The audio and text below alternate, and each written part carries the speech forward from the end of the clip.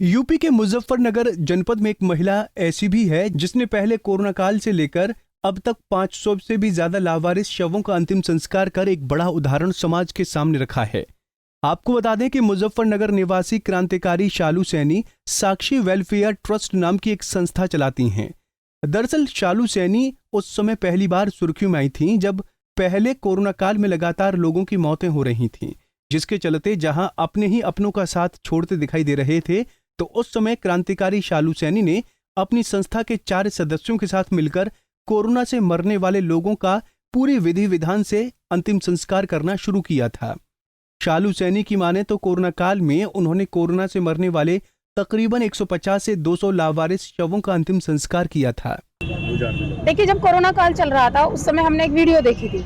उसमें शमशान घाट के बाहर कुछ कलश लटके हुए थे जिसमें ये दिखाया जा रहा था कि कोरोना काल की जैसी महामारी में अपने ही अपनों से दूर भाग रहे हैं और अस्थियां तक भी लेने नहीं आ रहे हैं। तो उस समय हमें लगा कि जो लोग अपनों का अंतिम संस्कार नहीं कर रहे हैं, क्योंकि देखो हमारे हिंदू धर्म में ना अंतिम संस्कार होना और अस्थि विसर्जन होना बहुत महत्व है इसका, क्योंकि आत्मा को मुक्ति हमारे यहाँ तभी मिलती है जब अच्छे से अंतिम संस्कार हो जाए और अस्थि विसर्जन हो जाए।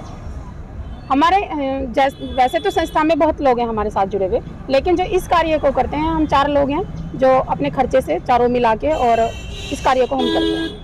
अंतिम संस्कार ही नहीं, बाकायदा शालू सैनी अपनी संस्था के सदस्यों के साथ लावारिस शवों का अंतिम संस्कार करने के बाद पूरी विधि विधान से उनकी अस्थियों को जनपद में शुक्रताल स्थित गंगा में अर्पण करती हैं। शालू की माने तो लावारिस शवों के अंतिम संस्कार के इस कदम को देखते हुए अब पुलिस प्रशासन भी उनकी मदद लेता है। जनपद में अब जो भी लावारिस शव मिलता है उसके अंतिम संस्कार के लिए पुलिस शालू सैनी से संपर्क करती है। शालू सैनी के इस काम के चलते उनका नाम इंडिया बुक ऑफ रिकॉर्ड में भी दर्ज हो चुका है और अब गिनीज बुक की बारी है। हमारे द्वारा कोरोना काल से ये अंतिम संस्कार का कार्य किया जा रहा है।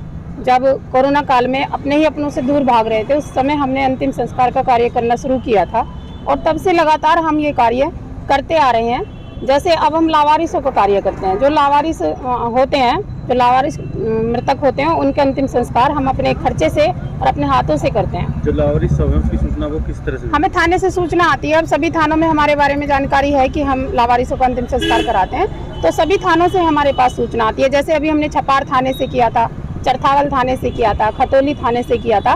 इस तरीके से जिले में जितने भी थाने हैं सबसे सूचना आती रहती है प्रशासन के द्वारा और हम उनका अंतिम संस्कार करते हैं। अब तक कितने शवों का अंतिम संस्कार? देखिए, कोरोना काल से लेके करीब अब तक हमने 500 लावारिसों का और जो उस समय कोरोना मृतक थे उनका कुल मिला के 500 के करीब हमने अंतिम संस्कार कर चुके हैं।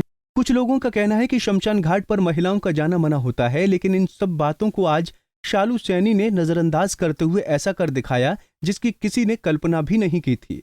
आज वो उन लोगों के लिए एक सीख बन चुकी हैं जो अंतिम समय में अपनों को छोड़ जाते हैं। पंजाब केसरी टीवी के लिए मुजफ्फरनगर से अमित कुमार की रिपोर्ट। हमसे जुड़े रहने के लिए हमारे YouTube चैनल को सब्सक्राइब करें और नई वीडियो की नोटिफिकेशन के लिए बेल आइकॉन को दबाएं। अगर आप ये वीडियो Facebook पर देख रहे हैं तो लाइक जरूर करें और ज्यादा से ज्यादा शेयर करें। धन्यवाद।